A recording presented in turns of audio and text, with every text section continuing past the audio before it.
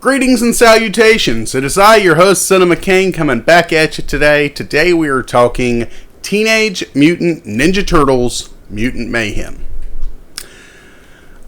I've been a Turtles fan as far back as the debut of the 1987 cartoon series.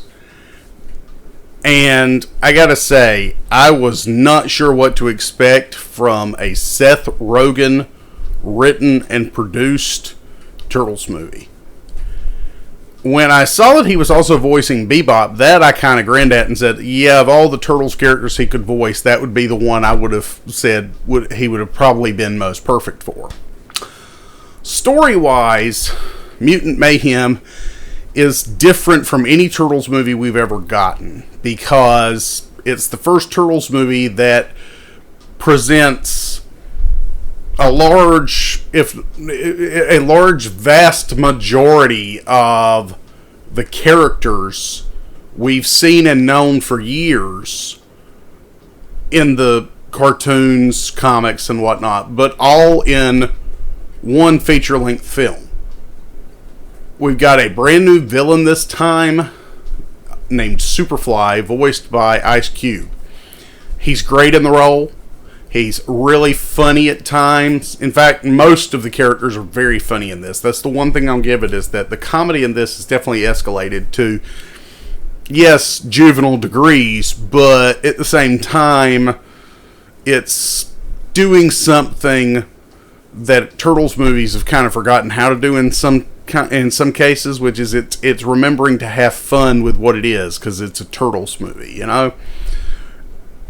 I'm going to say a couple of things now, because here's the thing. I enjoyed this movie overall. I thought it was really good. But the things where this movie was lacking. Number one, Splinter. They done Splinter dirty, y'all. They really did. Jackie Chan is the voice of Splinter this time around. That in and of itself is fine. He's great, and there's even, I'd say maybe 1-2 scenes where he's actually genuinely funny in the character and the role of Splinter.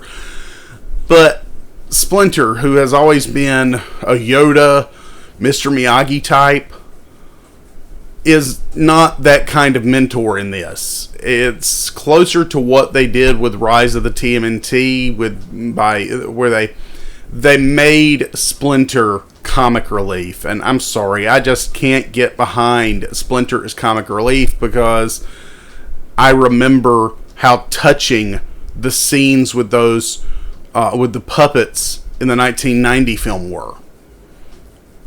If a puppet can make me feel emotion and make me feel like this is a father having a genuine heart-to-heart with his offspring, granted not offspring, but still child, then why would you take such a beautiful dynamic from that 1990 movie and say, you know what, we're going to poo-poo all over that, we're going to make him the comic relief?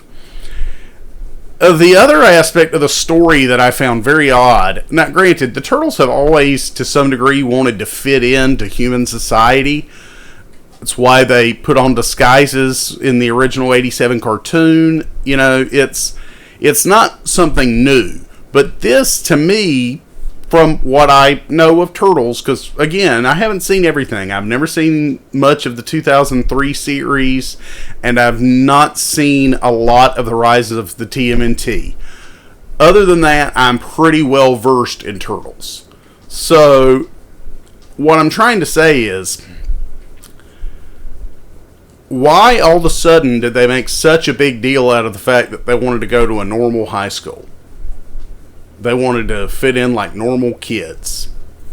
I found that aspect of the story interesting, to say the least. For the most part, they got the Turtles dead on. And for the first time ever, we got actors voicing the Turtles that were actually teenagers. That, to me, was a very interesting idea, and I think it worked like gangbusters. Worked perfectly, in my opinion. While TMNT Mutant Mayhem may not be my favorite Turtles movie of all time, it had a lot of stuff I enjoyed, and I will